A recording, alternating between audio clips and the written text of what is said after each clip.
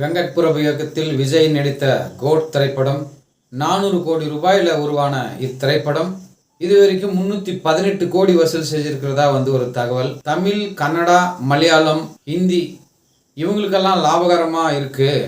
தெலுங்கானா, ஆந்திராவில் கிட்டத்தட்ட 14 கோடி ரூபாய் இந்த கோட் படத்தை வாங்கினவங்களுக்கு நஷ்டம் வர வாய்ப்பு இருக்குது.